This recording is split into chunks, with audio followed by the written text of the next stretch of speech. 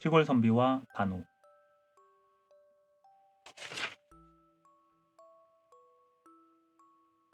옛날 한 시골 선비가 서울에 과거 보러 갔다. 과거에 급제하여 금의 환영할 큰 뜻을 품고 갔지만 시골 선비는 그만 낙방 거지가 되어 고향에 돌아갈 면목조차 없게 되었다. 집에다 새파랗게 젊고 꽃같이 고운 아내를 두고 왔지만 돌아가서 그 아내를 보기도 안 되었고 숱한 일가 친척들을 보기도 거북하게 되었다. 시골 선비는 생각하고 생각하던 끝에 이미 사랑하는 아내와 이별하고 고향을 떠나 서울에 온 바엔 유경살이를 하면서라도 다음 과거를 한 번 더 보리라 마음먹었다. 이리하여 시골 선비는 서울에 남아서 유경살이를 하기 시작하였다. 남의 집 심부름을 해주고 밥술이나 얻어먹으면서 짬짬이 글공부하는 신세지만 다행히 어리무던한 주인을 만난 탓에 끼니마다 밥을 많이 담아주어 밥만은 남아 돌았다. 시골 선비는 남은 밥을 되돌려 내보내자니 미안하고 버리자니 아까워서 생각 끝에 반호 한 마리를 사서 길렀다. 반호는 사냥개로 오늘날 삽살개를 말한다. 시골 선비 끼니마다 남는 밥을 개에게 주니 사냥개는 좋아서 납작납작 받아먹고는 꼬리를 살살 저으며 그림자처럼 그를 따라다녔다. 말 못하는 짐승이라도 곁에 있으니 혼자 쓸쓸하게 지내기보다 마음에 의지가 생겨 고독한 생각도 덜 났다. 이러구러 세월은 흘러서 시골 선비가 유경살이 한 지도 3년이 지나 시골 선비는 또 과거를 보게 되었다. 헌데 시골 선비는 두 번째 과거에도 급제를 못하고 또 낙방하게 되었다.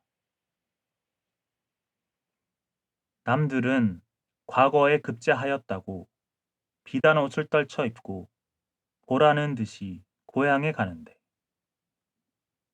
시골 선비는 낙방하여 연기 같은 한숨을 풀풀 내쉴 뿐이었다.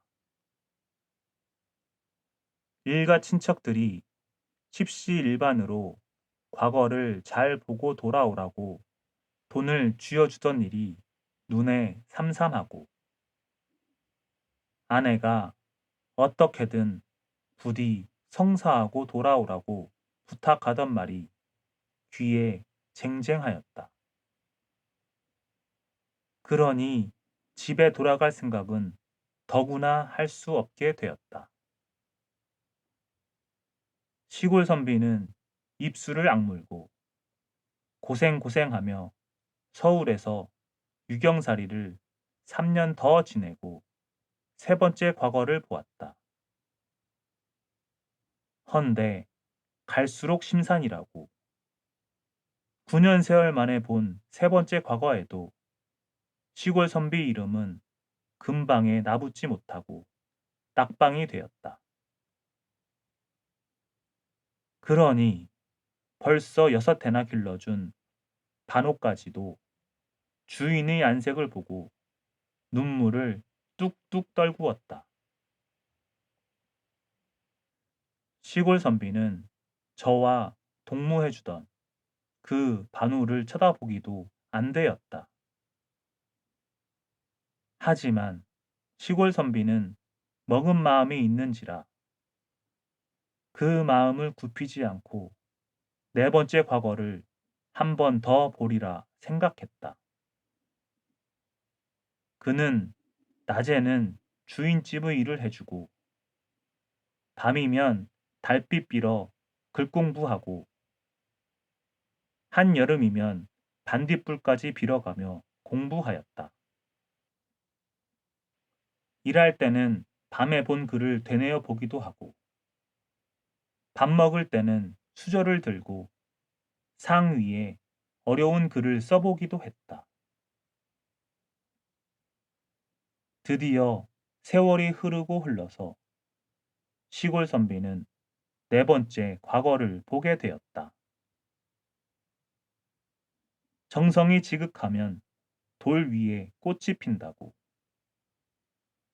어려운 유경살이를 하며 밤을 낮으로 삼고 일심으로 글 공부한 시골 선비는 네 번째 과거에는 끝내 급제하여 오매에도 바라고 바라던 이름 석자가 금방에 나붙었다. 시골 선비 생각해 보니 고목에 꽃이 핀 것 같고 구만리 장천에 올라가 별을 따온 것 같기도 하였다. 지나간 고생이 다 잊어지고 즐겁기만 하였다. 고향 생각도 무척 나고 사랑하는 아내 생각도 간절하였다. 마침내 나라에서 말미를 주어 시골 선비는 비단 옷을 떨쳐 입고 고향에 가게 되었다. 이제는 일가 친척들도 쳐다볼 수 있게 되고 사랑하는 아내도 떳떳이 만날 수 있게 되었다. 고향으로 향한 선비 눈앞에는 사랑하는 아내의 해달같이 환한 얼굴이 선이 떠올랐다. 그는 아내가 몹시 보고 싶었다. 시골 선비는 어서 급히 집에 돌아가 그새 고생한 아내를 기쁘게 해주고 싶었고 아내 앞에 꿇어 엎드려 허리 끊어지게 절이라도 하고 싶었다. 주인이 이런 생각을 하며 가는데 반호도 주인의 심정을 알았는지 달강달강 뛰면서 주인의 뒤를 바싹 따랐다. 선비는 산 넘고 물 건너서 마침내 그리운 고향에 이르렀다. 10년이면 강산이 변한다고. 시골 선비 서울에서 네 번째 과거까지 보고 오니 떠날 때 꽃같이 곱던 젊던 아내도 어느새 얼굴에 가는 잔주름이 건너가기 시작했었다. 시골 선비는 꿈에도 못내 찾아 헤매던 그리운 고향에 와 그처럼 그립던 사랑하는 아내를 보니 기쁘기만 해서 덥석 아내의 손목을 잡아 쥐었다. 여보, 그새 나 없이 고생인들 얼마나 하였소? 여보, 내 당신한테 허리 끊어지게 절이라도 하자고 생각했소. 그러나 아내는 남편의 잡아진 손을 빼면서 남편의 눈을 피했다. 선비는 아내가 부끄러워 그러는 줄만 알았다. 이때 그의 아내는 제 생각을 하고 있었다. 시골 선비의 아내는 남편이 첫 번째 과거에 낙방했다는 소식을 듣자 3년 세월이 채 가기도 전에 벌써 군서방지를 하며 이웃사내와 죽자 살자 하면서 서울에 간 남편은 까맣게 잊고 있었다. 그러니 시골 선비의 아내는 남편이 과거에 급제하고 돌아와도 그 옛날 정은 없어진 지 오랜지라 반가워할 리 없었다. 그 대신 이웃 사내와 부정하게 사귄 정이 깊어서 뗄 수 없게 되었으므로 악한 아내는 생각하던 끝에 과거에 급제하고 찾아온 그 남편을 죽이자고 마음먹었다. 시골 선비가 그새 그립던 이야기며 유경살이 하던 이야기를 하니 그 아내는 마지못해 듣는 채 하다가 밥을 짓겠노라고 부엌에 내려갔다. 아내는 지지고 볶으며 한참 동안 분주히 돌아치더니 이윽고 상다리 부러지게 음식을 차려가지고 들어와 아까와는 달리 갖은 아양을 다 떨었다. 이 채를 집으소, 저 채가 별미요 하면서 아내는 남편이 수저를 들기 전부터 수다스럽게 굴었다.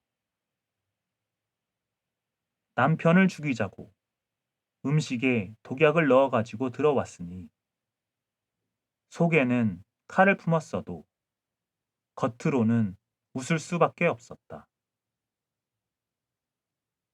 아내는 해죽해죽 웃으며 수작을 피워대는데 남편은 그런 줄은 꼬물만치도 모르고 너무도 기뻐서 수저를 들고 앉은 채 먹으라는 음식은 먹지 않고 싱글벙글 웃으며 아내의 얼굴만 눈살이 나게 바라보고 있었다. 이때 끼니마다 시골 선비한테서 밥을 받아 먹던 반호가 마당에 와 앉아 있었다. 그런데 이상하게도 반호는 주인이 떠주는 밥을 받아 먹을 생각은 하지 않고 눈에 파란 불을 켜고 시골 선비의 아내만 노려보고 있었다. 시골 선비가 수저를 들고 음식을 집자는데 반호의 눈에서 시퍼런 불이 번개 일듯 번쩍하더니 왕! 하고 천둥이 울듯 무서운 소리를 지르며 나는 화살같이 방구들에 뛰어올라 남편에게 음식을 권하며 아양을 떠는 아내의 목을 꽉 물어 제꼈다. 삽살개가 어떻게나 이악스럽게 달려들어 물어맺혔던지 아양을 부리던 아내는 하고 외마디 소리를 지르더니 그만 내각을 뻗어버리고 말았다. 모든 것이 손금 보듯 뻔했지만 갑작스레 벌어진 일이라 시골 선비는 그만 앉은 자리에 굳어져 박아놓은 말뚝처럼 되어버렸다. 이때 반호가 시골 선비를 쳐다보며 눈물을 뚝뚝 떨구더니 상위에 차려놓은 음식을 제가 먼저 넙적넙적 삼켰다. 눈 깜짝하는 새에 시골 선비 대신에 상위에 차려놓은 음식을 먹은 반호가 시뻘건 피를 토하고 마당에 떨어져 죽었다. 이제는 모든 것이 불 보듯 뻔했다. 시골 선비는 악한 아내를 물어 죽이고 자기를 대신해서 죽은 반호의 등을 쓸면서 대성통곡을 했다. 그 소리에 동리 사람들이 모여왔다. 사연을 알게 된 동리 사람들은 모두 주인의 길러준 은혜를 갚은 반우를 칭찬하면서 그 아내를 개보다 못한 년이라고 욕했는데, 이때로부터 사람 구실을 못하는 사람을 일컬어 개보다 못한 놈, 개보다 못한 년이라고 하는 말이 생겨났다고 한다.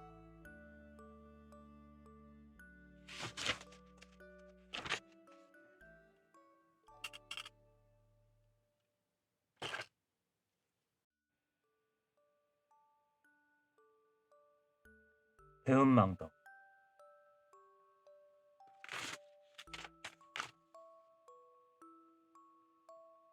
장백산맥이 줄기줄기 뻗어내린 심산벽곡에 마음씨 좋고 인품이 후하기로 가금방에 소문이 자자한 장포수 내외가 육순이 넘도록 귀틀집에서 살고 있었다.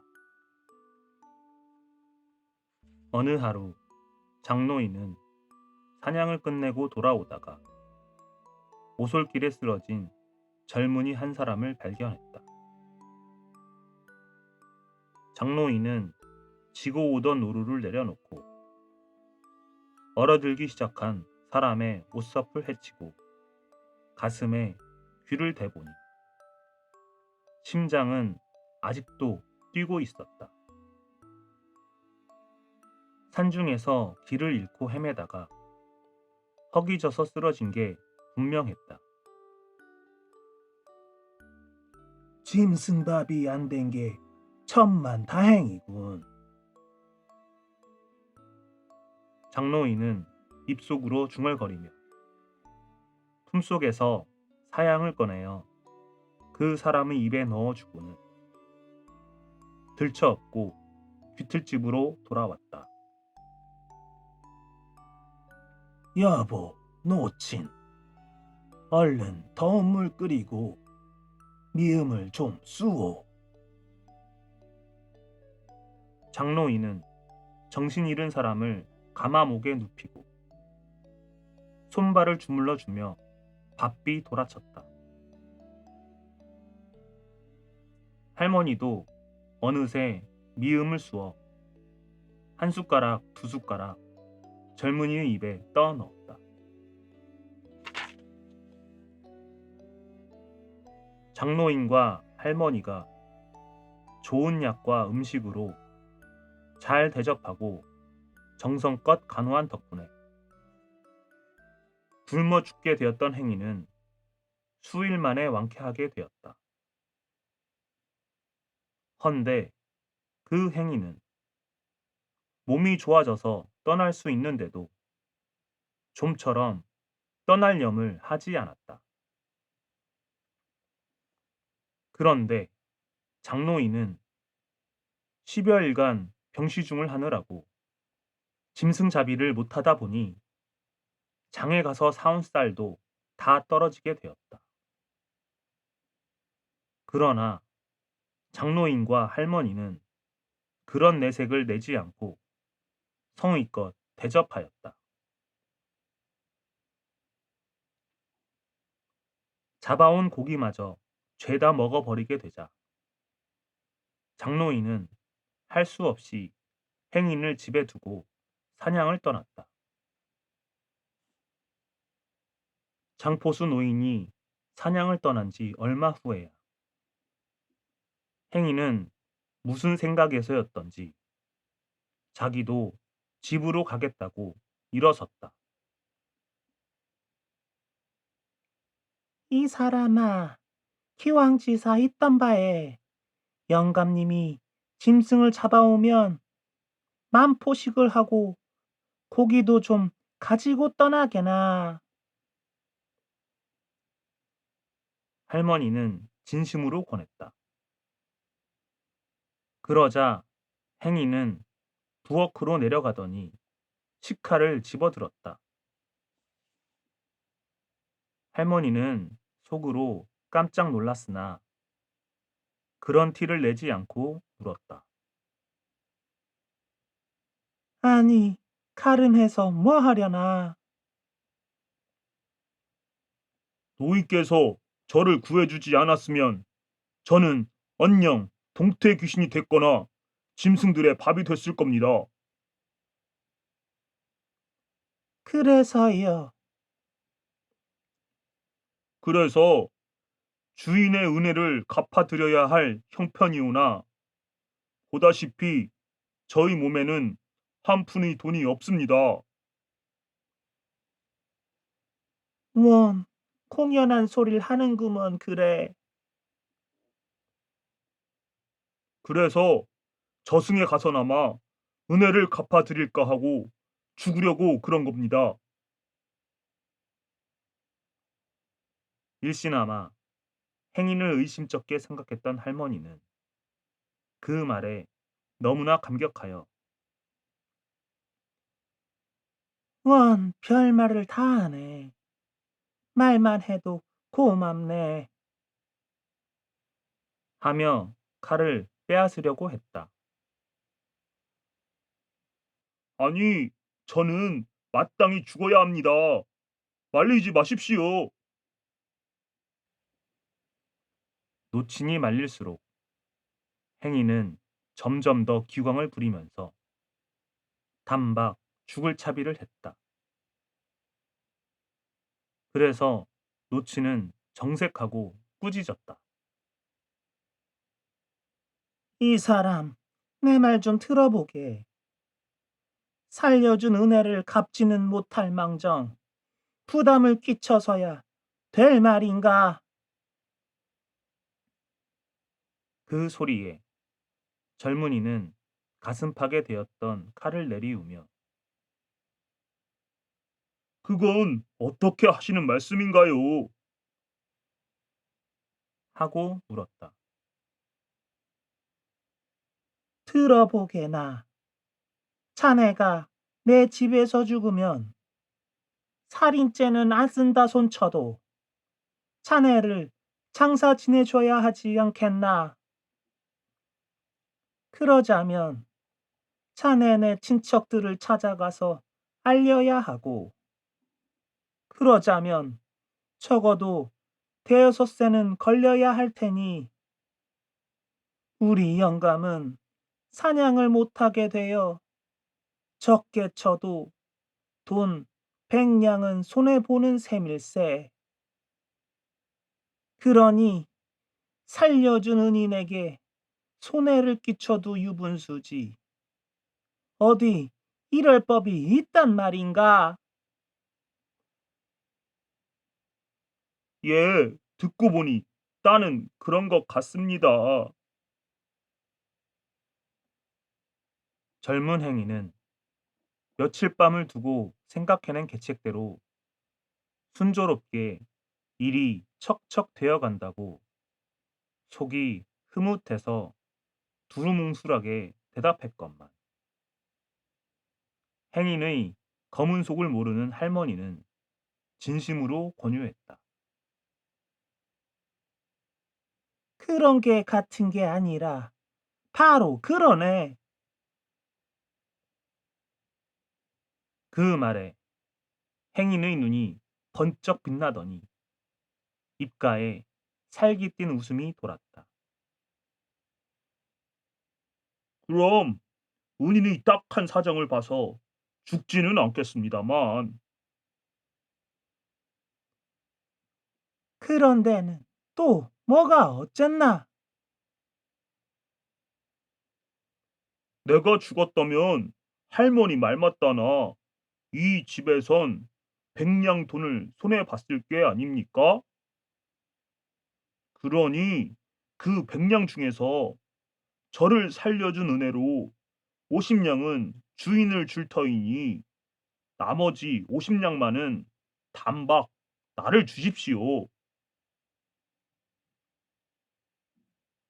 그제야 할머니는 그의 심보를 알고 너무도 기가 막히고 놀라서 뒷걸음질 치며 물었다. 뭐? 뭐시라고? 내 생명을 구한 은인이기에 직접 손을 대지 않은 것만 해도 다행인 줄 아시고 영감이 오기 전에 얼른 50냥만 내놓으시오. 행인이 능글거리며 다가서는지라 할머니는 격분하여 귓뺨을 철썩 갈기었다. 에이, 짐승만도 못한 놈! 그러자 행인은 이빨을 사려 물더니 한 발길에 할머니를 차 눕히고는 귀틀벽에 걸어놓은 범의 가죽들을 벗겨놓고 장롱을 뒤져 돈과 은부치는 물론 웅담, 녹용 등을 싸가지고 꽁무니를 뺐다. 장포수 노인이 이른 아침에 집을 나와 사냥을 가다가 길을 가로 지나가는 여우를 보자 단방에 잡아가지고서는 재수 없다. 면서 집으로 돌아와 보니 마누라가 동가슴을 부여잡고 피를 토하며 쓰러져 있다가 그새 있던 일을 일일이 말했다.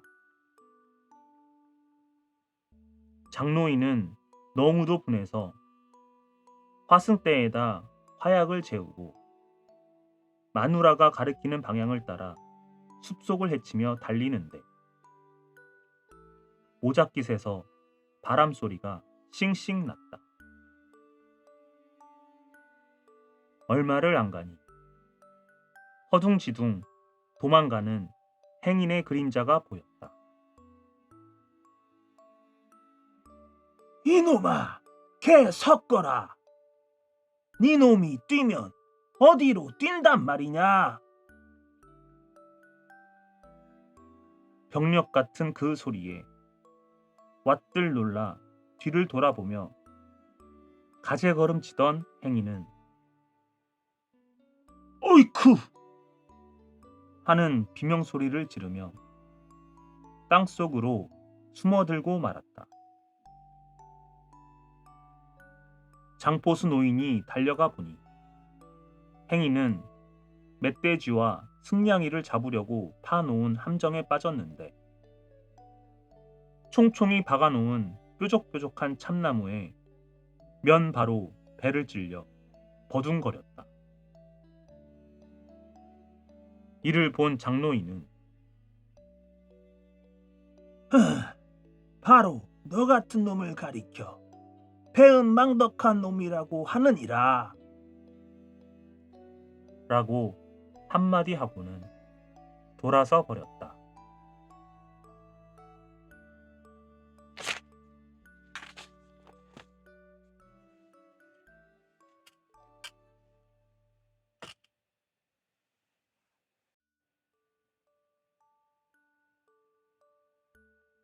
농을 잘하는 임금.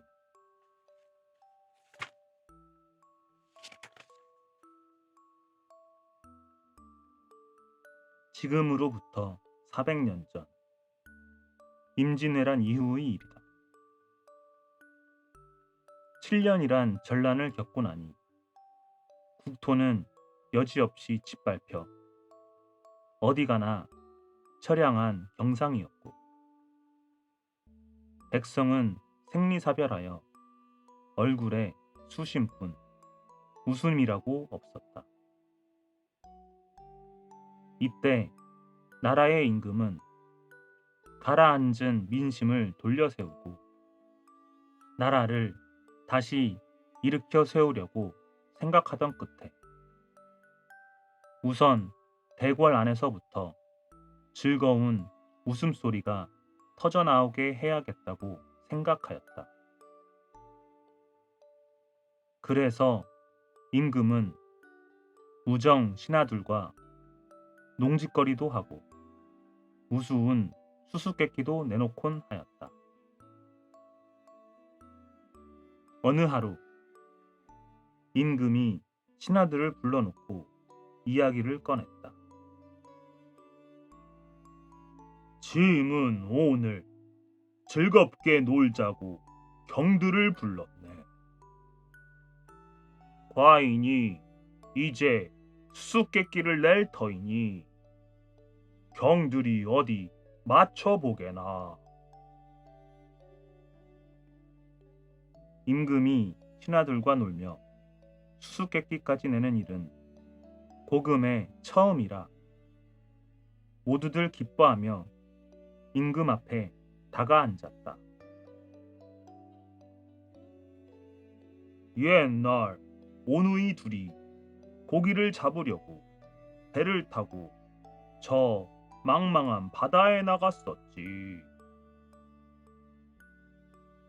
그래, 어떻게 되었사옵니까? 임금이 신하들과 크게 거간을 두지 않고 스스럼 없이 말하니 신하들도 크게 꺼리지 않고 임금의 말 사이에 쐐기를 쳤다. 그런데 그날따라 집채 같은 파도가 일어 고깃배는 밀리기만 했네.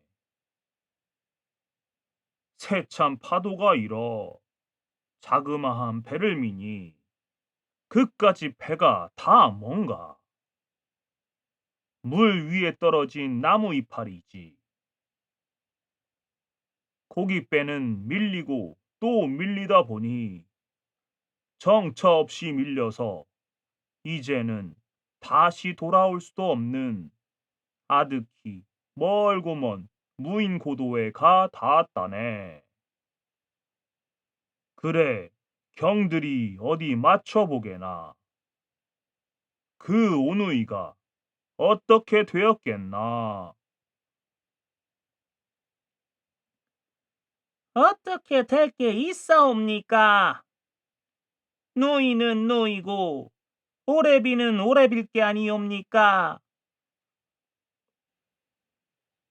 한 신하가 제꺽 이렇게 대답하는데 오성대감이 머리를 가로저으며 생각을 내놓았다.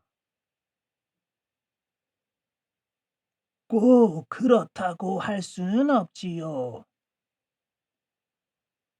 그건 왜인가?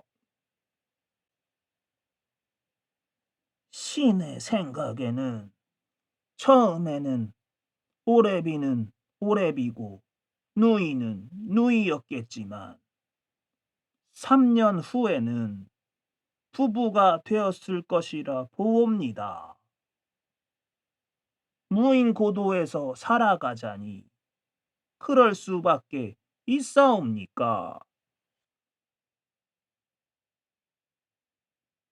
예끼, 거 무슨 당치 않은 말인고? 아무리 무인 고도이기로 동방예의주국에서 난 오람누이가 그렇게 쉽사리 부부까지 될 리가 있나?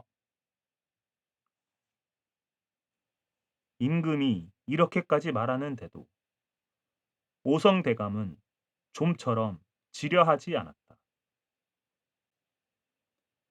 그런 경우에 어디 따로 예가 있사옵니까? 다시 돌아오지도 못할 무인 고도에 이르렀으니 처음엔 그저 살궁리만 했을 테지만 차츰 살아나갈 도리가 생기니까 이번엔 후대를 보고 재미있게 살아나갈 생각을 하게 될 게 아니옵니까? 그런데 남녀는 그들 단둘뿐이니 할 수가 없이 부부가 될 수밖에요. 예란 따로 없습니다. 행하면 예라고 피치 못할 경우엔 이렇게 하는 것도 예에 어긋나는 일은 아니라고 봅니다. 오성대감이 입담 좋게 도리를 따져가며 말하니 그 말을 듣던 임금이 껄껄 웃으며 머리를 끄덕였다. 듣고 보니 경의 말에 도리가 있네. 그러니 경이 수수께끼를 맞춘 것일세. 상감께서 내신 수수께끼를 이 신하가 풀었으니 상을 주옵소서. 그럼 상으로 이 담배나 한 대 붙이세. 임금이 상으로 담배를 권하니 오성대감은 받지 않고 웃으며 말했다. 상감께서 어찌 한감 백성들이 담배 권하듯 담배를 상으로 주시옵니까? 다른 상을 내려 주옵소서. 그러니 임금이 하는 말이 경이 방금 행하면 예라고 하지 않았나? 나라 형편이 이처럼 어려운 때 담배 한 대도 상이라고 내주면 상으로 되는 법이니 어서 받아 피우게. 안 받으면 이 상도 없어지네. 말문이 막힌 오성대감이 할 수 없이 임금이 주는 담배를 받아서 뻑뻑 피우니 임금은 물론 신하들까지 왁작 떠들며 웃는 바람에 대궐 안에서 터진 웃음이 대궐 밖에까지 나갔다. 이것이 임진왜란 이후 대궐에서 처음 있는 웃음이었다 한다. 발 없는 말이 하루에도 천리를 간다고. 이 소문이 날에나 돋친 듯 한간에 퍼져 백성들이 모여 앉기만 하면 그 이야기를 하며 웃어대는 바람에 차차 한간에도 농이 생기고 웃는 일이 있게 되었다. 임금이 이처럼 농을 좋아하니 신하들도 담이 커서 임금 앞에서 곧잘 농을 하였다. 어느 하루였다. 한 신하가 관복 소매 속에 닦은 콩을 몰래 넣어 가지고 와서 임금을 보고 물었다. 상감께서 신의 이 관복 소매 속에 무엇이 들어있는지 알아맞출 수 있습니까? 보면 몰라도 보지 않고 그걸 어떻게 아는가? 그러니 상감께서 알아맞추시라고 묻는 게 아니겠습니까? 과인은 보지 않고는 모르겠네. 그래, 그 속에 보배라도 넣어 가지고 왔나? 신하는 빙그레 웃더니 관복 소매 속에서 닦은 콩을 꺼내서 또독또독 소리를 내며 씹어 먹었다. 경은 대체 뭘 그렇게 먹고 있나? 예, 콩볶이를 먹고 있습니다. 콩볶이라. 그러하옵니다. 청승도 사흘 굶으면 콩짜개를 주워 먹는다는데 이런 세월에 볶은 콩 먹기도 쉽지 않는 줄 아뢰옵니다.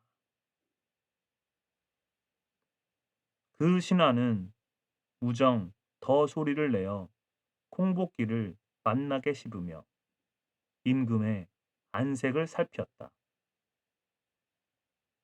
임금은 저도 몰래 침을 꿀꺽 삼키며 신하 앞에 손을 내밀었다. 나 좀 주게. 나도 콩뽑기를 먹어봅세. 그렇지 않아도 딴 생각이 있어 관복 소매 속에 넣어가지고 왔는데 임금이 달라고 하니 신하는 한 줌 움켜서 임금에게 콩뽑기를 올렸다. 임금은 신하에게서 콩뽑기를 받더니 만면에 웃음을 짓고 경들도 맛을 보라며 다른 신하들께도 나누어 주었다. 임금이 신하와 자리를 같이 하고 볶음콩을 먹는 일은 대궐이 생겨서 처음 보는 일이었다. 허허허, 담배가 식후일미라더니 이렇게 모여 앉아 콩볶이를 먹어보니 이런 때는 콩볶이가 천하의 일밀세 그려. 헌데 이 콩볶이는 어찌 생각하고 가지고 온 건가? 경이 짐을 생각해서 닦아가지고 온 건가? 아니올시다.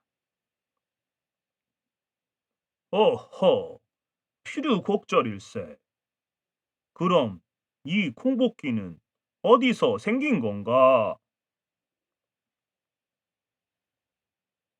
지난 밤은 저의 스승의 제삿날이온데 신은 그만 어젯밤 대궐에 있다 보니 제사에 참여하지 못하고 아침에야 갔습니다.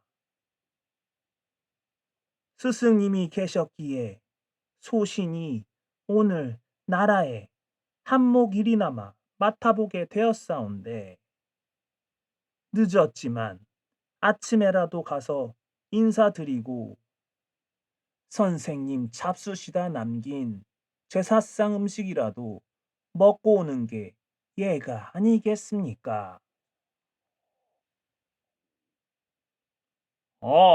그야 그렇지. 아무리 큰 벼슬을 해도 선생은 선생이고 학생은 학생인데 얘를 몰라서야 안 되지. 헌데 제가 갔는데도 선생 자제분 되는 사람이 음복상을 내와야지요. 그래서 저는 선생님이 잡수시다 남은 제사 음식을 먹고 가게 어서 차려오라고 청했사옵니다. 그런데도 자제분 되는 사람은 그냥 가만히 있지 않겠습니까? 그래서 벌컥 화를 냈지요. 그러니 그 자제분 되는 사람이 마지못해 나가더니 도리상에 콩뽑기를 놓아가지고 들어와 저희 앞에 공손히 놓고 사과를 하옵더이다. 대감님, 노여워 마옵소서. 간밤은 부처님의 제삿날이나 집에는 콩밖에 없어서 지난밤의 제사에는 이 콩을 볶아서 부처님 대접을 했습니다. 대감님 전에 감히 음복상을 내오지 못함도 이 때문이오니 널리 생각해 주시고 이 콩볶이라도 잡수시고 가옵소서. 차제분 되는 사람이 이같이 말하는데 제가 그 자리에서 그 콩이 목으로 넘어가겠사옵니까? 산 사람이 살기도 어려운 형편에 제사를 안 지내도 무방하겠는데 콩이라도 정성껏 닦아서 부처님 제사상에 올려놓고 제사를 지냈으니 이 안이 효자옵니까? 그래, 너무도 천하에 다시 없는 기특한 일이라 이 일을 상감께 아뢰고자 소매 속에 콩뽑기를 넣어가지고 왔사옵니다. 임금은 눈물이 그렁해서 그 신하의 이야기를 듣더니만 그 자리에서 어명을 내렸다. 참으로 하늘이 경탄할 일이로다. 나라 형편이 이처럼 어려운 때에도 돌아가신 부친을 그처럼 정성스레 대접하고 손들에게도 콩뽑기로 음복을 시켰으니 나라 근심을 덜고 부모에게 극히 효도한 효자로다. 저마다 이처럼 한다면 어찌 나라가 빨리 부해지지 않을 수 있으며 이 나라 예의가 바로 서지 않을 수 있을 소냐. 이 사실을 글로 적어서 온 나라 백성들이 알게 할 것이며 그 사람에게는 후한 상을 주고 벼슬을 내리도록 할지어다. 임금의 영이 내리자 나라에서는 그 사람에게 후한 상을 주고 벼슬을 내리었고 글로 그 사실을 온 나라에 전하니 듣는 사람마다 찬탄을 금치 못하였다. 이때로부터 백성들은 그 사람을 생각하며 나라의 어려운 형편을 헤아려 재물을 허타에 쓰는 일이 없이 저마다 부지런히 일하고 나라에서도 어진 백성들의 마음을 헤아려 보살피니 상하가 한마음이 되어 어렵던 나라 형편도 얼마 지나지 않아 돌아서더라 한다.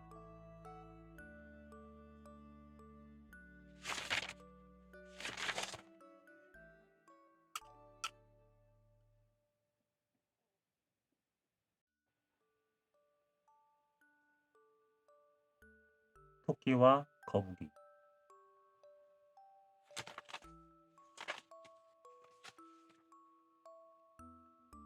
먼 옛날 남해 용궁의 용왕이 득병하였는데 병이 몹시 위중하여 숱한 명의를 불러다 보여도 방책이 없었다. 이때 한 의원이 묘방을 아뢰어 하는 말이 대왕님의 병에는 우리 바다 밑의 약으로는 백약이 무효하여 방도가 없겠사오나 인간 세상에 사는 토끼의 생간을 얻어다 쓰면 가히 나을 것이옵니다. 라고 하였다. 이에 만조백관이 모여 앉아 누구를 보낼까고 의논하는데 천년 묵은 거북이가 불쑥 나서며 제가 가겠노라고 하였다.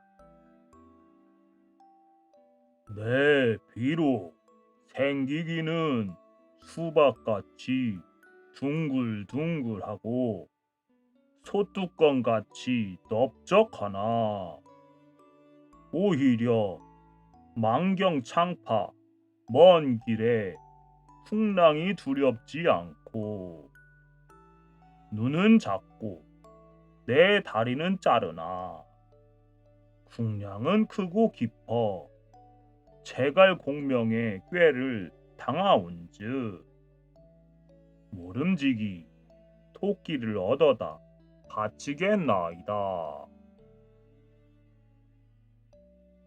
만조백관은 별주부 벼슬에 오른 거북이의 말이 옳다 여겨 그를 보내기로 하였는데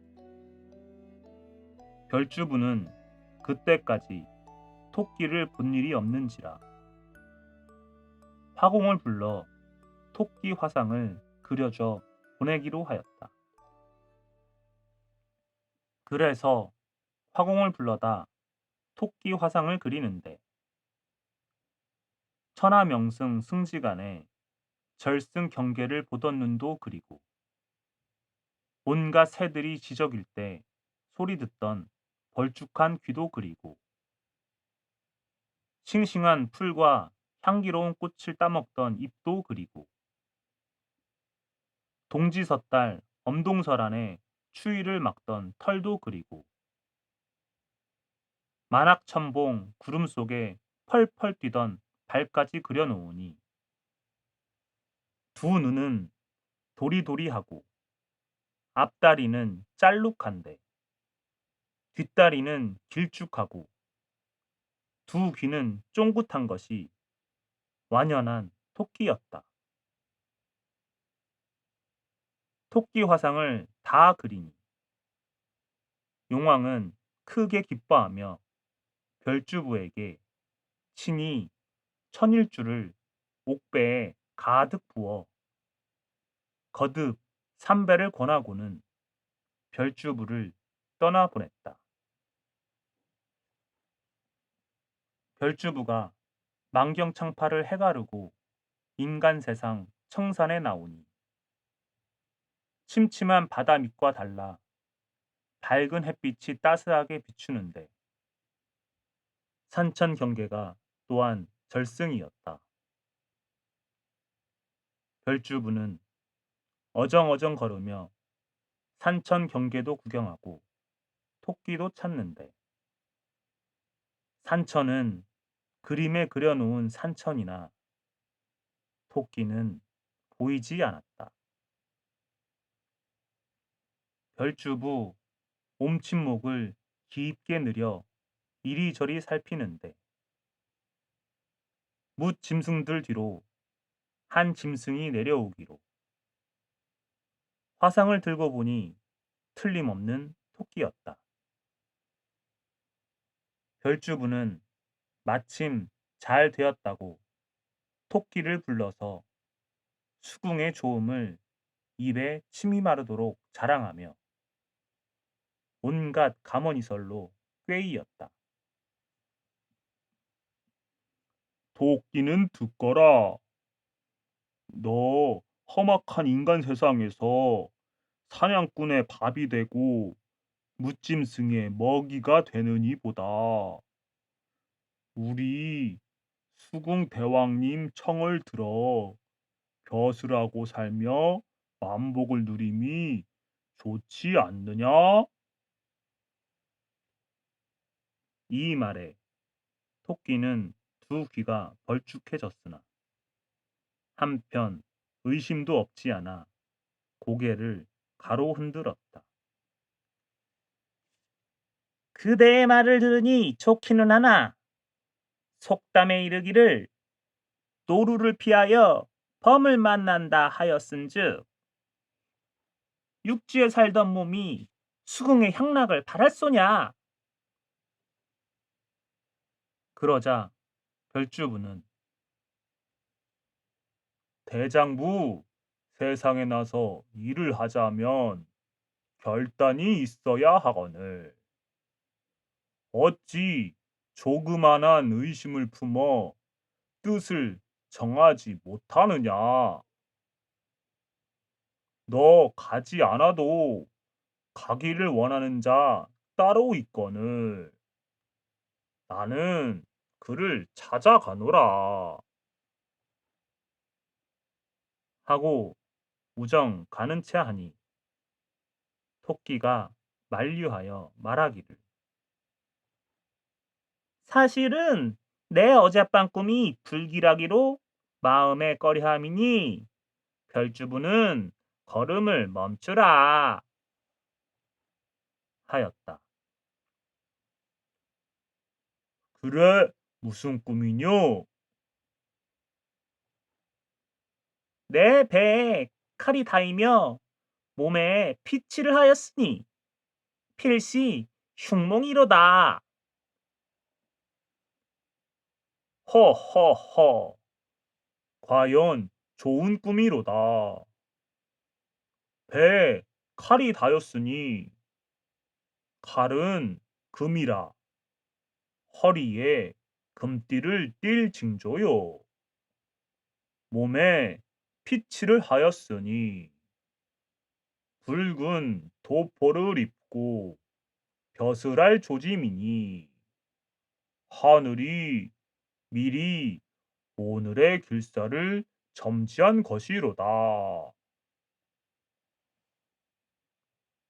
이에 토끼가 만단 시름을 놓고 수궁에 가기를 원하니 별주부 토끼를 등에 업고 바다에 뛰어들어 만경창파를 해치고 용궁에 이르렀다. 용왕은 별주부의 충성이 지극함을 크게 치하한 후 토끼를 상객으로 대접하라 명하였다.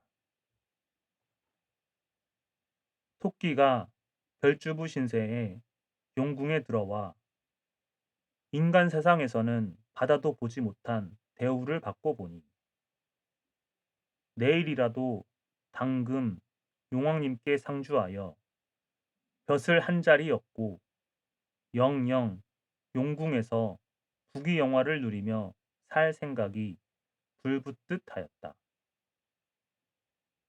그런데 누가 알았으랴.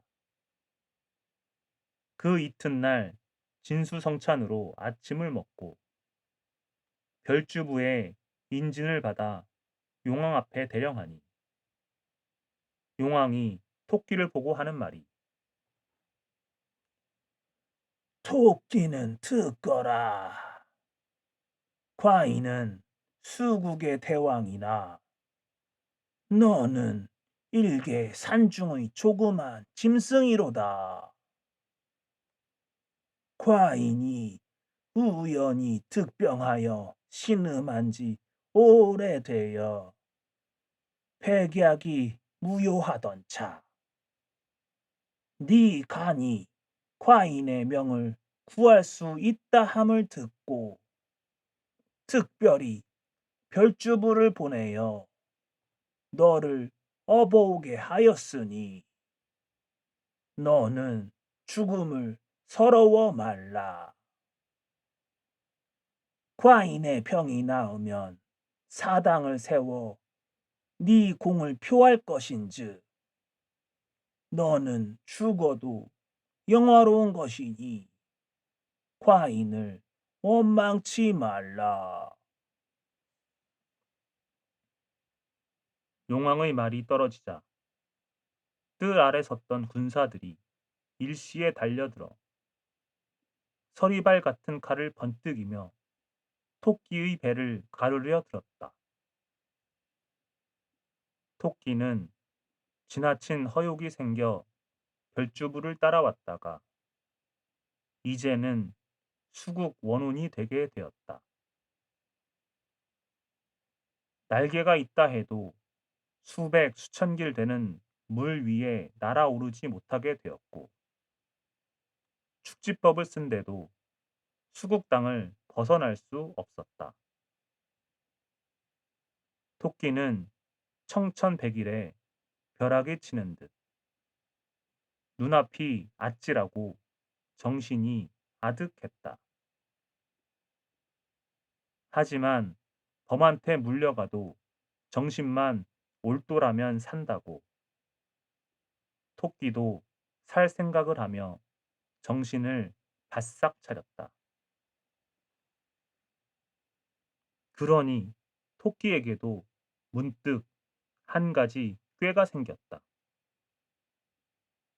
토끼는 서리발치는 칼날 앞에서 얼굴빛 하나 변하지 않고 태연자약하게 용왕을 우러러보며 아래였다. 소토, 이제는 죽은 몸이오나 한 가지 말씀이나 올리고 죽을까 하옵니다. 대왕님은 수국의 임금이시고 소토는 일개 산중의 조그만 짐승인데 소토의 간으로 대왕님의 존귀하신 몸을 구할진대 소토가 어찌 거절하오며 또 소토가 죽은 후에 사당까지 지어 공을 표한다 하였으니 이 은혜 하늘과 같고 창해와도 같사옵니다. 하오나 소토의 간은 벌써 얼마 전에 꺼내어 청산녹수 맑은 물에 씻어 고봉준령 깊은 곳에 감추어 두었습니다. 별주부가 사정을 이야기하지 않고 소토 또한 용왕님이 득병한 줄 몰랐으니 어찌 그 빼어둔 간을 가지고 왔겠사옵니까? 참으로 안타까운 일이로소이다. 토끼가 옛까지 말하고 보란 듯이 눈에 불을 일구고 별주부를 크게 꾸짖었다. 너 수국의 한낱 신하로 대왕님을 위하는 충성이 조금이라도 있었다면 이런 사정을 왜 말하지 않았느냐? 참으로 대왕님에게 충성하는 마음이 없는 놈이로다. 네, 벌써 알았으면 곤장이라도 안겨 너를 가르쳤으리로다. 토끼 그럴듯하게 별주부를 꾸짖는데 용왕이 대노하였다. 소토는 참으로 간사한 놈이로다. 천지간의 짐승이 간이 없으면 살지를 못하는데 네가 간을 빼어두고 왔다니 과인을 속임이로다. 네 그 옅은 꾀로 과인까지 속이니 과인을 기만한 죄 작을 쏘냐. 과인은 네 간을 빼먹고 병을 고치고 네 죽은 후에라도 네 죄를 용서치 않고 다스리로다. 토끼 용왕의 말에 전신의 맥이 풀리어 어찌할 바를 모르다. 다시 정신을 바짝 차리고 아랫말을 꾸며댔다. 대왕님께서는 천만 놓여 마시고 소토의 말을 들어주옵소서. 소토는 비록 짐승이나 심상한 짐승과는 달라 방성의 전기를 타고 세상에 내려와 매일 아침마다 옥 같은 이슬을 받아 마시며 주야로 기와요초를 뜯어 먹음에 그 간이 진실로 영약이 되어 사람마다 이를 알고 소토를 만나기만 하면 간을 달라고 하니 성화를 견디지 못하여 빼두고 다니는 때가 있사옵니다. 이제 대왕님께서 소토의 말을 듣지 않고 소토의 배를 갈랐다가 간이 없사오면 소토는 죽어 없을 것이오니 다시 어디 가서 간을 구해오리까? 토끼 너무도 태연하게 말하니 용왕은 토끼를 다시 보며 물었다. 네 말과 같을진데 간을 출입하는 무슨 표적이라도 있느냐? 토끼 용왕의 묻는 말을 들어보니 살 구멍이 생겼는지라 속으로 크게 기뻐하며 대답하였다.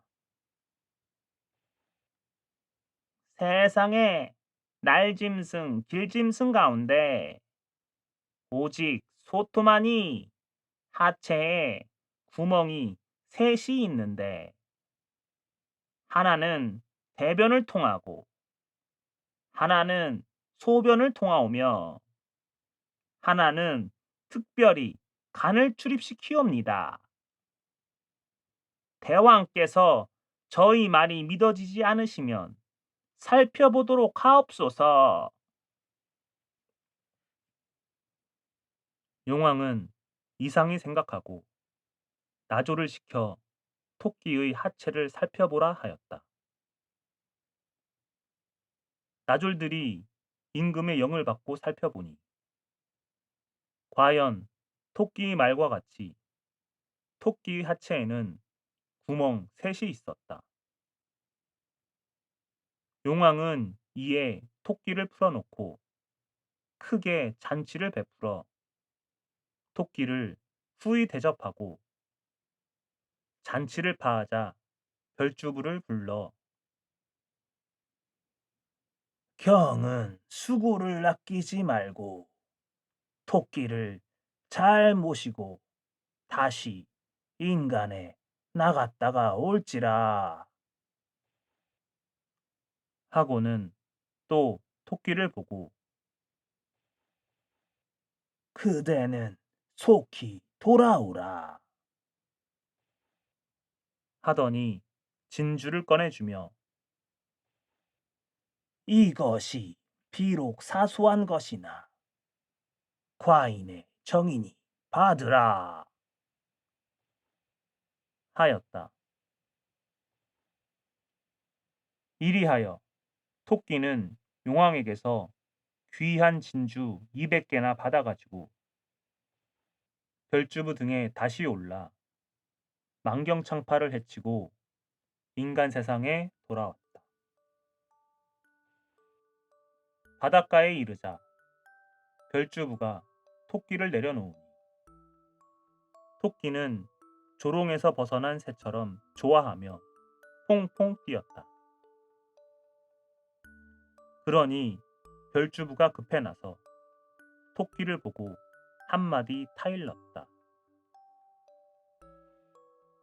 토끼야, 우린 갈 길이 촉망하니 어서 그 간을 찾아가지고 오도록 하라. 이때 토끼는 별주부를 보고 크게 웃으며 말했다. 예이 미련한 별주부야. 오장육부에 붙어있는 간을 뉘라서 출납한다더냐? 이는 내 기특한 꾀로 수국의 용왕을 속임이로다.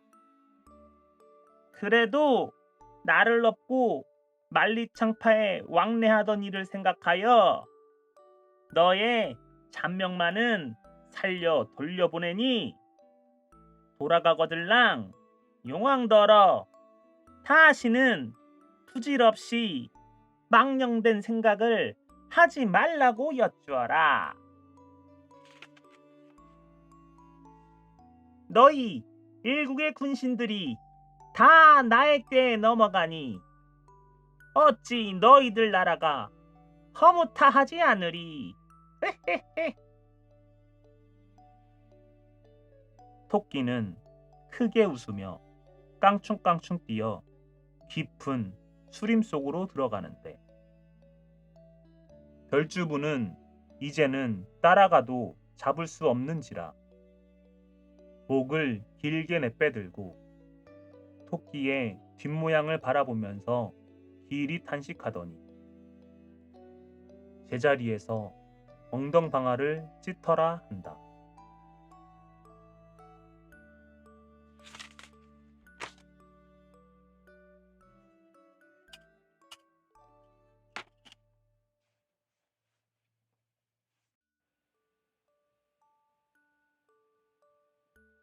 효자와 금붕어 처녀.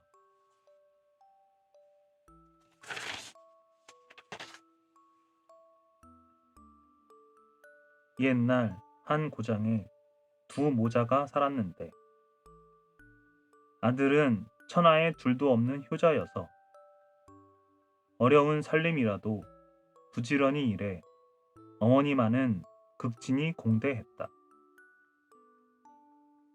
아들이 이러니 어머니 또한 언제나 슬하에 하나밖에 없는 아들을 남의 집 10자식처럼 귀히 여겨 일하러 나갈 때는 아들이 일하러 나가는 뒷모습을 오래오래 지켜보고 일하고 돌아올 때가 되면 밥까지 다 지어놓고 마중 나가서는 웃는 낯으로 아들을 맞아들였다.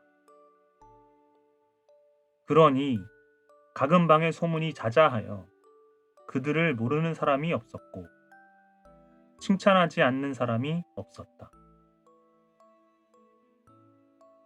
하지만 나이 원수라고 유수와 같은 세월이 흐르고 흘러서 호호백발이 된 어머니는 늙고 병들어서 그만 세상을 뜨게 되었다. 임종시에 어머니는 아들을 불러놓고 눈물을 흘리며 마지막 말을 하였다. 얘야, 이 애미는 이 세상에 너를 홀로 두고 저 세상으로 간다. 네, 너를 장가도 보내지 못하고 저 세상으로 가자니 안타깝디 그지없구나. 얘야, 너 이 애미가 없다고 너무 서러워하지 말고 아내가 생기면 재미있게 잘 살아라. 어머니는 아들에게 이 같은 유언을 하고 세상을 떴다. 아들은 몇 날 며칠을 슬피 울다가 어머니를 자기가 일하러 다니는 양지바른 상 기슭에 묻어놓고 아침에 일하러 나갈 때는 어머니 무덤 앞에서 아침 인사를 올리고 저녁에 집으로 돌아올 때는 저녁 인사를 하였다. 집에 들어와서도 그러했다. 아들은 아침 저녁으로 상을 차려놓고 수저를 들기 전에 먼저 어머니 살아생전처럼 어머님 진지 많이 드세요 라고 말하고서야 수저를 들고 밥을 먹었다. 그럭저럭 엄동설한 추운 겨울도 지나가고 꽃이 피고 잎이 피는 새 봄이 왔다. 땅땅 얼어붙었던 강도 풀리고 산과 들에 파란 풀들도 돋아났다. 그러던 어느 하루 아들이 일하러 나가자고 지게를 지고 밖으로 나와 파랗게 새 단장을 한 산과 들을 보니 어머니 생각에 그만 목이 메여 눈물이 앞을 가렸다. 작년에 피었던 꽃나무에 봄이 오니 꽃은 다시 피었는데 돌아가신 어머니는 한 번 간 후로는 왜 다시 돌아오지 못하는가? 생각할수록 서럽고 일이 손에 잡히지 않았다. 아들은 그만 지게를 벗어놓고 낚싯대를 찾아 들고 강으로 나갔다. 강에 나가서 어머니가 생전에 그처럼 좋아하던 물고기를 잡아다 무덤 앞에라도 놓고 싶었다. 강에 나가니 맑은 물이 출렁이며 흘러내렸다. 아들은 어머니 생각을 하며 맑은 물에 낚싯줄을 던지고 낚시질을 시작했다. 그런데 이전에 그렇게 많던 고기들이 오늘따라 어디 가고 없는지 고기 한 마리도 물리지 않았다. 동산마루에 솟았던 해가 서산마루에 가 걸렸는데 그때까지도 아들은 고기 한 마리 낚지 못하고 낚싯대만 잡고 앉아 있었다. 해가 서산에 나불나불하자 아들은 아마도 효성이 부족한 탓이라 한탄하며 낚싯줄을 거두려 했다. 그런데 바로 이때 강가에선 갈대가 팔랑팔랑하며 두세 번이나 움직였다. 아들이 팔랑대는 갈대를 보니 갈대 밑에서 고기가 놀면서 갈대를 다치는 게 분명했다.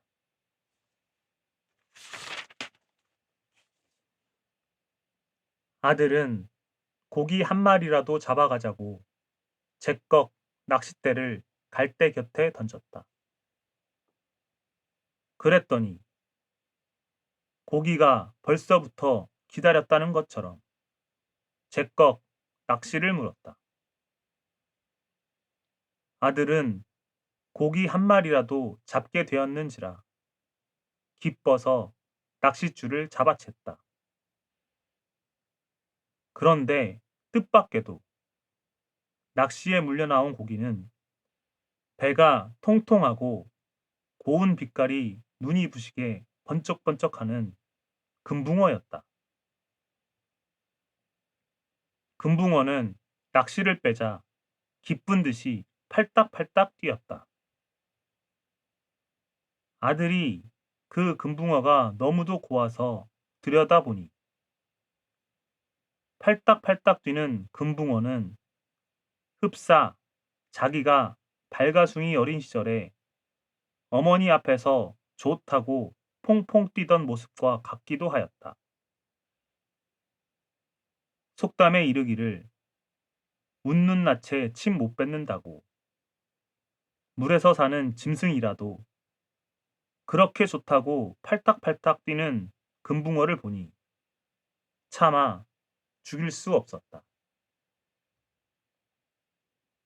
아들은 금붕어를 들고 집에까지 달려와 금붕어를 큰 물독 안에 넣었다. 그랬더니 금붕어가 좋다고 큰 물독 안에서 꼬리치며 노는데 빛깔이 어떻게나 곱고 눈부신지 물독 안에 삽시에 해가 솟고 달이 돋은 듯 화환했다. 이날부터 아들은 일하러 나갈 때도 금붕어가 꼬리치며 노는 물독을 들여다보고 나갔고 일하고 들어와서도 집에 들어서자 바람으로 물독에서 뱅뱅 돌아치며 노는 금붕어부터 들여다보았다. 홀로 고독하게 살아가던 아들에게 금붕어라도 있으니 의지가 되고 동무가 되어 전처럼 고독하지 않았다. 금붕어가 놀 때 찰랑이는 물소리만 들어도 자기와 다정히 말이라도 하는 것 같아서 기뻐서 그 소리를 들었다. 아들은 아침 저녁으로 새의 물을 길어다 물독에 물을 바꿔주며 극진히 금붕어를 보살펴 주었다. 아들이 금붕어를 잡아다 물독에 넣고 그와 동무해서 하룻밤을 자고 이틀밤을 자고 사흘 밤까지 자고 났는데 나흔 날 아침에 일어나 보니 이상하게도 누가 아침상을 차려 놓았었다. 밥상에는 배꼽같이 하얀 이밥을 하여 놓았는데 뚜껑을 여니 흰 김이 서리서리 피어올랐다. 맛깔스럽고 정갈하게 해놓은 반찬에서는 구수한 냄새가 풍겼다. 꿈이냐 생시냐 싶어 집안을 살피었지만 아들은 알 길이 없었다. 아들은 에라, 들어온 복을 방치로 쳐던지겠느냐? 싶어 이날 아침 영문도 모르고 난생 먹어보지 못한 반찬에다 백살 같은 흰 이 밥을 배불리 먹고 기분 좋게 일하러 나갔다. 헌데 하루 일을 끝내고 집에 돌아와 보니 집에는 뜨끈뜨끈한 화기가 도는데 누가 또 저녁상을 차려 놓았었다. 갈수록 이상한 생각이 들고 알고 싶은 생각이 간절하여 아들은 말없이 집 안팎을 살피고 살폈지만 집 안에는 사람의 그림자도 보이지 않고 밖에는 사람이 왔다 간 자취도 없었다. 꼬리치며 노는 금붕어에게 물으면 알 것이나 말 못하는 짐승이니 물어도 대답할 길이 없었다. 하루가 지나고 이틀이 지나도 매일 아침 저녁으로 따뜻한 밥과 맛깔스러운 반찬이 상 위에 놓여 있었다. 그 후 어느 날이었다. 보리 저녁 때쯤 되었는데 아들이 밭에서 일하다가 집을 내려다보니 연통에서 연기가 몰몰 피어올랐다. 아들은 하던 일을 그만 팽개치고 번개같이 달려와서 몰래 문구멍으로 집안을 살피었다. 헌데 이게 웬일인가? 하늘이 선녀 같고 달 속의 상아 같은 아름다운 처녀가 가마목에 앉아 밥도 짓고 채도 볶아서 정이 상 위에 올려놓고 있었다. 눈앞이 황홀하였다. 나이 20이 넘도록 장가도 가지 못한 총각은 더는 생각할 것도 없었다. 그는 불시에 문을 떼고 들어가 부드럽기가 솜 같은 그 처녀의 손을 덥석 잡아쥐었다. 낭자, 낭자는 누구건데 이같이 누추한 집에 찾아와 나같이 불쌍한 사람을 보살펴주는 거요. 금붕어 처녀는 부끄러워 아들의 손에서 자기 손을 빼며 목을 굴리는 것 같은 목소리로 대답했다. 저는 본디 용왕의 따님이온데 생전에 집의 어머니께서 저를 구해준 덕으로 살아서 용궁으로 돌아갔사옵니다. 그리하여 어머니의 은덕을 갚고자 금붕어로 되어 이 세상에 오게 되었사옵니다. 네, 이제 얼마 이후면 곧 사람으로 환신하와 그대를 섬길 몸이옵니다. 하오니 때를 기다려 주옵소서. 네, 그대를 보지 않았으면 몰라도 보고서야 어찌 다시 그대를 금붕어로 되게 하리까.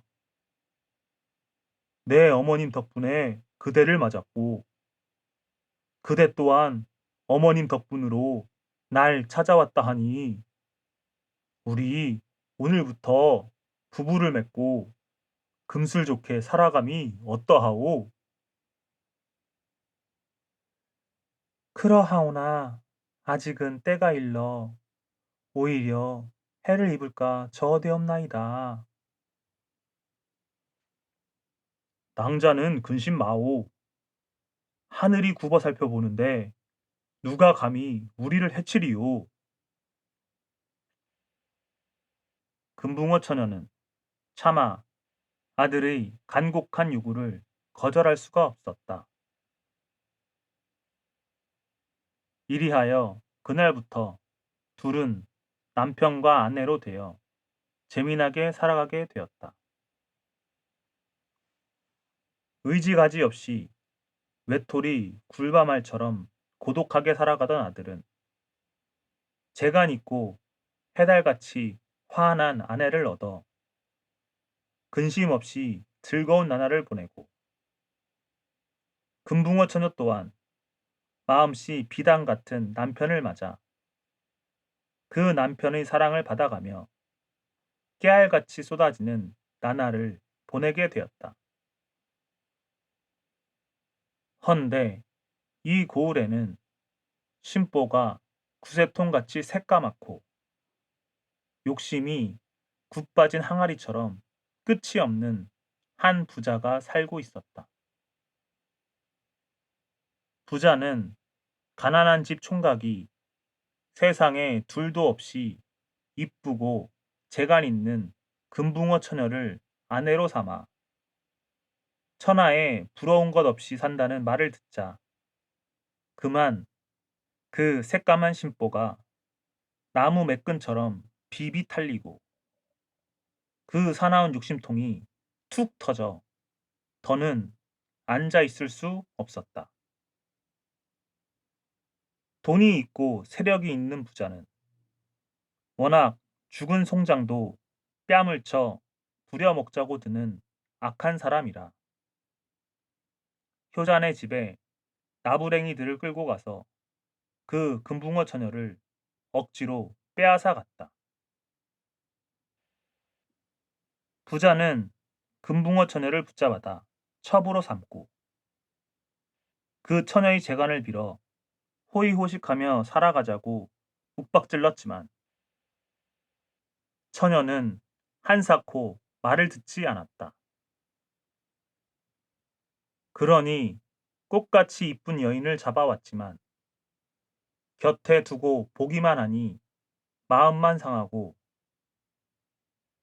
재간 있는 여인을 잡아왔지만 재간을 피우지 않아 재산이 늘지 않으니 공연히 욕심 끝에 화만 동하였다.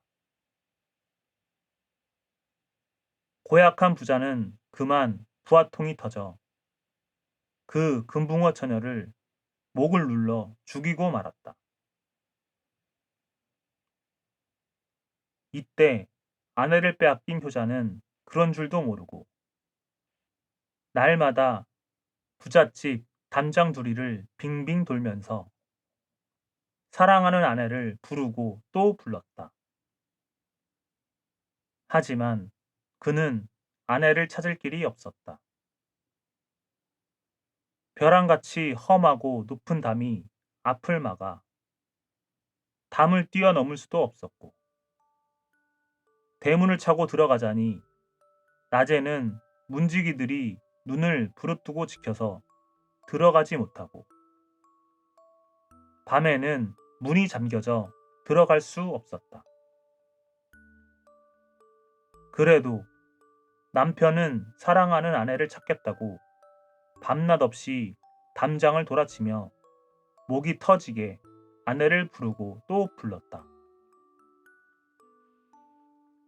이 때문에 부자는 밤잠도 편히 잘 수 없게 되었다. 부자는 또 화가 동하여 담 밖에서 밤낮 울어대며 아내를 찾는 그 남편을 잡아들여다 그 자리에서 때려 죽였다. 그러자 청청 하늘에 주먹만한 매지구름이 동동 떠오더니 우르릉 꽝 하고 부자의 머리 위에서 번개가 번쩍했다. 부자는 그만 벼락을 맞고 새까맣게 타서 나 넘어졌다. 이때 부자네 뜰악 안에서 세상에 보지 못하던 고운 새 한 쌍이 슬피 울면서 하늘 높이 날아올랐다. 그 새 한 마리는 효자이고 다른 새 한 마리는 금붕어 처녀였다. 고운 새 한 쌍은 하늘 높이 솟았다가 고추, 어머니의 무덤이 있는 양지 바른 산 기슭으로 날아갔다. 인간에서 더는 살 길이 없게 된 효자와 금붕어 처녀는 죽어 한 쌍의 고운 새가 되어 어머님 무덤가에서 아름다운 노래를 불러 어머님을 즐겁게 하며 다정하게 살아가더라 한다.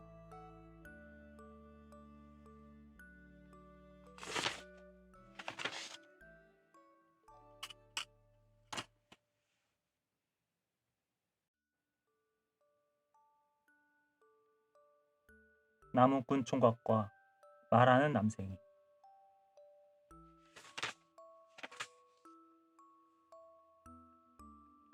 옛날 한 동리에 나무를 해 팔아서 그날을 겨우 살아가는 나무꾼 총각이 있었다. 어느 하루 나무꾼 총각이 산에 가서 나무를 하고 나니 해가 벌써 중천에 걸려 점심때가 되었다. 총각은 반나절이나 나무를 하고 난지라 배가 촐촐해서 찬밥이라도 먹자고 도시락 뚜껑을 열었다. 그러나 정작 혼자서 먹자고 보니 그림자밖에 없는 자기의 외톨이 신세가 서럽게 생각되어 한숨이 나오고 한숨 끝에는 자연히 한탄이 뒤따라 나왔다. 아이고 내 신세야. 찬밥덩이라도 있건만 이 밥을 누구하고 같이 먹을꼬? 그런데 참 별일도 다 있었다. 총각의 한탄 소리가 끝나기 바쁘게 그리 멀지 않은 곳에서 귀청이 챙챙하게 화답하는 소리가 들렸다. 누구하고 같이 먹겠소? 나하고 같이 먹지.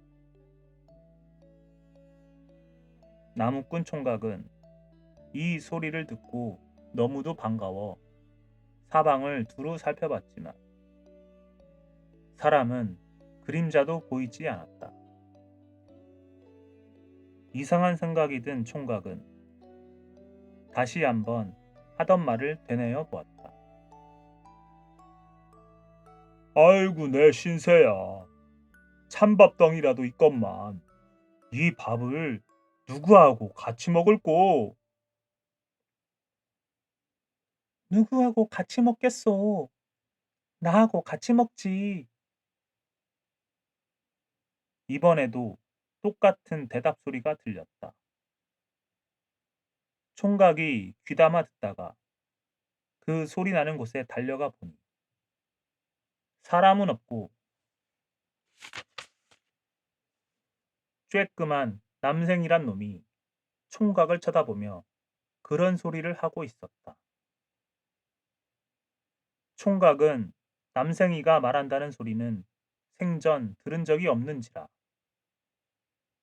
말하는 남생이를 보자 세상 없이 귀하게 생각되어 품에 쌓안고 와서 밥 한 숟가락 떠주니 고놈은 싫다는 말이 없이 넙적넙적 잘도 받아 먹었다. 나무꾼 총각은 너무도 대견해서 남생이와 함께 점심을 나누어 먹고는 나무찜 위에다 남생이를 얹어가지고 집으로 돌아왔다. 이날부터 나무꾼 총각은 한 집 식구처럼 남생이와 살면서 밤이면 재미있게 말을 주고받으며 놀았다. 날이 갈수록 남생이와 친해진 총각은 나무하러 갈 때는 말할 것도 없고 장터에 나무 팔러 갈 때에도 남생이를 품에 안고 가며 한시도 떨어지지 않았다. 어느 하루 나무꾼 총각은 장터에 갔다가 나무 사러 오는 사람이 없으니 남생이를 꺼내놓고 말을 시키며 놀았다. 남생이야, 남생이야. 이 나무를 팔아 돈을 벌어. 누구하고 살고? 누구하고 살겠소? 나하고 살지.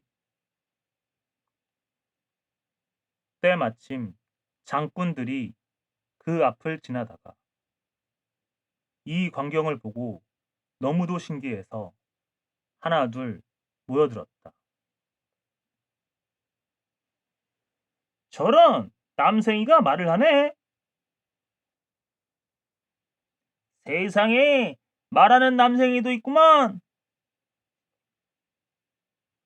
그 바람에 사람들이 확 모여들어 나무꾼 총각과 남생이를 둘러싸고 담장을 이루었다. 그중 한 사람이 남생이를 말을 시키고 싶어 엽전 하나를 던져주며 남생이야, 남생이야. 나무 한 단에 얼마를 하니? 라고 물으니 남생이는 총각이 시키는 대로 나무 한 단에 한 양이요. 나무 한 단에 한 양이요. 하고 대답했다. 말하는 남생이가 너무 귀여워 너도 나도 엽전을 던지며 말을 시키다 보니 눈 깜짝할 새 나무도 다 팔리고 남생이 둘레에 엽전이 수북하게 쌓였다. 총각은 좋아서 입을 다물지 못하며 남생이를 안고 집으로 돌아왔다. 그런데 이 소문이 동리에서도 욕심이 국 빠진 항아리 같은 부자의 귀에까지 들어갔다. 나무꾼 총각이 말하는 남생이를 얻어 하루 사이에 큰 부자가 되었다는 소리를 들은 부자 양반은 그만 딴 궁리가 생겨서 나무꾼 총각을 찾아갔다. 이 사람 집에 있나? 예, 이거 어르신님이 어떻게 누추한 집을 찾아오셨습니까? 듣자니 자네 말하는 남생이를 얻었다면서? 예, 산에 나무하러 갔다가 얻었습니다. 아하, 그거 참. 세상에 말하는 남생이가 다 있다니. 여보게, 그 말하는 남생이를 나한테 하루만 빌려주게. 나도 한번 말하는 남생이 소리를 들어보려네. 어르신님, 그건 안 되옵니다. 들으시겠으면 이리 올라와서 듣고 가시지요. 뭐시? 내가 영 가지자는 것도 아니고 하루만 빌려달라는데도 안 돼? 부자 어른은 양반 등살을 믿고 눈을 뚝 부릅떴다. 어리무던한 나무꾼 총각은 뒷일이 겁이 나서 남생이를 빌려주는 수밖에 없었다. 부자 양반은 남생이를 손에 쥐자 급히 집으로 달려가서 마누라더러 큰 돈자루를 만들어내라고 호통쳤다. 장밤 다갈가리를 쌓은 부자 양반은 이튿날 날 밝기가 무섭게 장터로 갔다. 자, 말하는 남생이요. 남생이 말하는 걸 들으시오. 사람들은 말하는 남생이의 소문을 들었는지라 눈 깜짝할 새에 구름처럼 몰려들어 부자 양반을 빙 둘러쌌다. 자, 돈 내시구려. 한번 남생이 말을 듣는데 엽전 한 푼, 아니 두 푼이요. 호호, 전일 젊은이는 돈 내라는 말이 없더니만 이 늙은이는 돈부터 내라는구먼. 사람들은 돈부터 내라는 것이 아니 꼬았지만 무정 소문을 듣고 희귀한 남생이 말하는 걸 들으러 왔는지라 할 수 없이 한 푼 두 푼 던져주니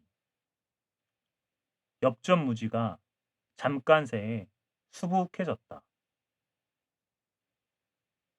그러나 부자 양반은 조금이라도 돈을 더 모으자고 남생이를 말을 시키지 않고 대구 구경 오라는 소리만 쥐어쳤다. 아니, 저 양반이 왜 남생이를 말을 시키지 않소? 이젠 해가 지겠어. 남생이 말을 듣고 장도 보고 가야지. 어서 말을 시키시오. 얼써 말을 시키시오. 사람들이 참다 못해 왁작 떠들어대니 그제야 부자 양반은 남생이를 말을 시켰다. 아이고, 내 신세야. 찬밥덩이라도 있건만 이 밥을 누구하고 같이 먹을꼬? 웬일인지 그렇게 말을 잘 하던 남생이가 입을 꾹 다물고 아무 대답도 안 했다. 바빠난 부자 양반은 또 다른 말을 시켜보았다. 남생이야, 이 나무를 팔아 돈을 벌어 누구하고 살꼬? 그래도 남생이는 말을 안 했다. 부자 양반은 그만 울상이 되어 남생이의 주둥이를 톡톡 치며 재촉했다. 남생이야, 남생이야, 어서 말을 해라. 네가 말해야 내가 부자 되지. 자, 말하는 남생이야. 한 번 말하는데 엽전 두 푼이요. 그러나 남생이는 목을 잔뜩 움츠리고 고를 숙인 채 아예 입을 꼭 봉해버렸다. 이렇게 되자 둘러선 사람들이 술렁대기 시작했다. 저놈의 두상 사람을 속인다. 돈부터 찾아놓고 호찌검을 내줍세. 담장같이 둘러선 사람들이 욱 달려들어 돈부터 찾고 주먹질에 발길질로 진 뭉개니 부자 양반은 반주검이 되어 늘어졌다. 한참 후에 겨우 정신이 든 부자 양반은 그만 분김에 남생이를 돌 위에다 매다꼰져 죽여버리고 말았다. 부잣집으로 남생이를 찾으러 간 나무꾼 총각은 남생이를 죽여버렸다는 말을 듣고는 비오듯 눈물을 흘리며 장터로 달려갔다. 장터에서 등이 터져 죽은 남생이를 찾아낸 총각은 너무도 측은하여 죽은 남생이를 안고 울다가 집으로 돌아왔다. 이튿날 총각은 남생이와의 깊은 정을 못 이겨 비록 미물 짐승이나마 그 죽은 몸뚱이를 앞뜰하게 고이 묻어두었다. 그런데 참 별일이었다. 이튿날 그 무덤에서 신기한 나무가 움터나기 시작했다. 나무꾼 총각은 마치 죽은 남생이가 되살아난 것 같아서 날마다 아침 저녁으로 그 나무에 물을 주며 정성껏 키웠다. 그랬더니 날마다 그 나무는 몰라보게 자라서 한 달도 못 되어 꽃이 피어 열매가 맺었는데 총각이 찬찬히 보니 그것은 과일이 아니라 돈 열매였다. 그 돈 열매는 하루에 한 번씩 떨어질 만큼 떨어지고는 또 열리며 줄어들 줄 몰랐다. 나무꾼 총각은 그 돈 열매를 동리 사람들에게 골고루 나누어 주었다. 마을 사람들은 총각의 마음씨가 하도 고우니 남생이가 죽은 뒤에도 그를 도와준다고 칭찬하였다. 그런데 이 소문도 욕심 많은 부자의 귀에 들어가서 하루는 부자 양반이 또 찾아왔다. 이 사람 집에 있나? 예, 어떻게 되어 또 이렇게 누추한 집을 찾으셨습니까? 듣자니 자네 집 뜰하게 돈나무가 있다면서. 내가 그 남생이를 죽이지 않았더라면 그 나무가 생겼겠나? 그러니 하루만 빌려주게. 나무꾼 총각은 안 된다고 해봐야 소용없을 줄 알고 순순히 대답하는 수밖에 없었다. 이튿날 부자 양반은 마누라를 시켜 전보다도 더 큰 자루를 만들어 가지고 총각의 집으로 왔다.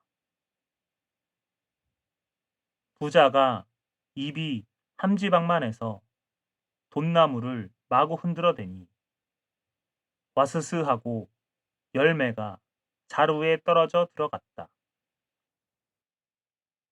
에하하하, 에하하하. 부자는 너무도 좋아서 너털 웃음을 웃으며 나무에 열매가 하나도 남지 않을 때까지 흔들어 떨구고는 기분이 날아갈 듯 좋아서 배가 불룩한 자루에 손을 넣어 보았다. 그런데 이게 웬일인가? 뭉클하고 지우는 것은 온통 똥이었다. 아무리 눈을 비비고 다시 보고 손으로 쥐어 주물러 봐야 틀림없는 누런 똥이었다. 부자 양반은 그만 홧김에 도끼를 들고 와서 그 돈나무를 찍어버리고 말았다. 산에 나무하러 갔던 총각이 저녁에 돌아와 보니 밑둥을 찍어 넘긴 돈나무가 뜰하게 가로 넘어져 있었다. 총각은 또 부자놈이 한 짓임을 알았지만 이미 찍어버린 나무를 살릴 수는 없는지라 그 나무로 절구를 만들었다. 그런데 그 절구 또한 신기한 절구였다. 벼 한 줌을 넣고 찧으면 한정없이 배곡미가 쏟아져 나오고 돈 한 푼을 넣고 찧으면 엽전이 연신 쏟아져 나왔다. 욕심 많은 부자는 또 이 소문을 들었다. 개는 죽을 때까지도 똥 먹는 버릇을 못 고친다고. 부자는 범마다 낭패를 보고서도 또 불같은 욕심이 생겨서 헐떡이며 나무꾼 총각을 찾아왔다. 이 사람 집에 있나? 아유, 어르신님, 어떻게 되어 또 이 누추한 집에 찾아오셨습니까? 이 사람 듣자니 자네한테 보배 절구가 생겼다면서. 내가 그 나무를 찍지 않았다면 그 절구가 생겼겠나? 자네 그만큼 덕을 봤으면 됐네. 인제 그 절구를 나한테 돌리세. 이번에도 나무꾼 총각은 아무 말도 못하고 고스란히 절구를 내주었다.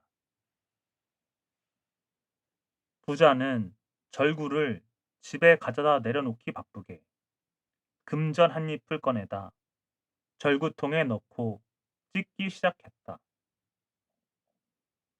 쿵쿵 몇 번을 찢지 않았는데 금전을 넣은 절구통에 금전은 오간데 없고 누런 똥이 역한 냄새를 풍기며 흘러나왔다. 혹시나 하여 몇 번이고 씻고 씻으며 돈을 넣고 찌어 보기도 하고 별을 넣고 찌어 보기도 했지만 흘러나오는 건 그냥 누런 똥뿐이었다. 이 바람에 부자네 집두리는 똥천지가 되어 부자는 똥무지에서 헤어나기조차 어렵게 되었다. 그만 상투 밑까지 성이 치민 부자는 그 절구통을 드러내다 불에 살라버렸다.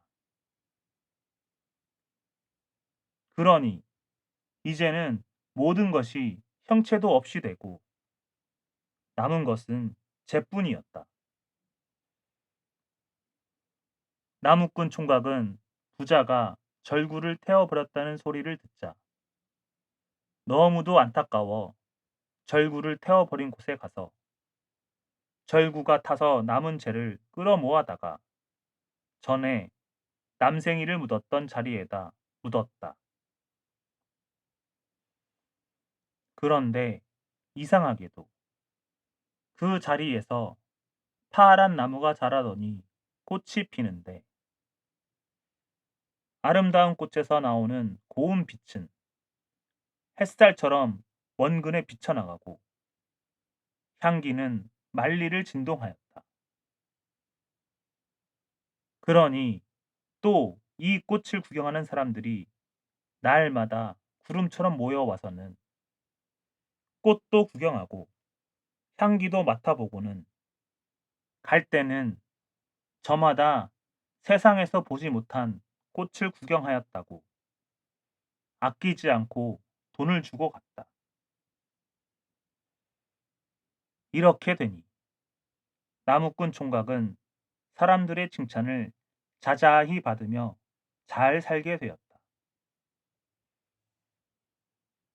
욕심 많은 부자는 또 그 소리를 듣고 배를 앓다가 절구통을 태운 자리에 나가보니 천만다행으로 남은 재가 얼마가 있는지라 너털 웃음을 웃으며 저 혼자 기뻐 야단이었다. 그러면 그렇겠지. 이때까지는 내가 그 녀석한테 빌어서 얻다 보니 일이 범마다 틀려진 거야. 이번에는 빌 것도 없이 내 손으로 남은 재를 긁어다 뜰하게 묻게 되었으니 꽃나무가 아니라 돈나무가 자라날 게 틀림없지. 아하하. 부자가 그 남은 재를 담아다 뜰하게 묻으니 과연 며칠이 지나지 않아 재를 묻은 그 자리에서 나무가 자라나는데 크기도 총각 내 꽃나무보다 더 크고 가지도 총각 내 꽃나무보다 더 무성하게 잘 뻗었다. 부자는 날마다 그 나무를 쳐다보며 언제면 그 가지가 칭칭 휘도록 열매가 열리겠는가고 애타게 기다렸다. 그런데 그 나무에는 돈 열매도 열리지 않고 아름답고 향기로운 꽃도 피지 않았다. 그러기는 고사하고 바람이 솔솔 불 때마다 그 파란 나뭇잎마다에서 뽀얀 잿가루가 바람 타고 날려와 사방에 날려갔다. 동리 한가운데 자리 잡은 부자네 뜰악에서 바람이 일 때마다 재가 뽀얗게 날려나와 동리 사람들은 물론 동리를 오가는 길손들이 눈을 뜨고 다닐 수 없게 되니 욕심 많고 심사 비뚤어진 부자를 욕하지 않는 사람이 없었다. 그래도 부자는 행여나 그 나무에 돈 열매가 열리면 천하갑부가 되어 보려고 그 나무를 그냥 세워둔 채 집에 숨어서 나무만 쳐다보았다. 그러던 어느 날이었다. 고을원이 이 동리를 지나가는데 때마침 바람이 일어 재가 뽀얗게 날아오더니 원님의 눈에도 들어가고 관복에도 재가 부옇게 달라붙었다. 원은 대노하여 영을 내렸다. 사또 행차에 웬 놈이 이렇게 죄를 날리느냐? 당장 이리 잡아다 엎어놓아라. 그러자 동리 사람들이 달려나와 원 앞에 부복하고 욕심 많은 부자의 지난날 괘씸한 행실을 하나부터 10까지 죄에다 고하였다. 고을원은 백성들이 고하는 소리를 듣더니 녹이 충천하여 나졸들에게 영하여 즉각 그 나무를 찍어버리게 하고 욕심 많은 부자를 잡아 엎어놓고 곤장을 안기는데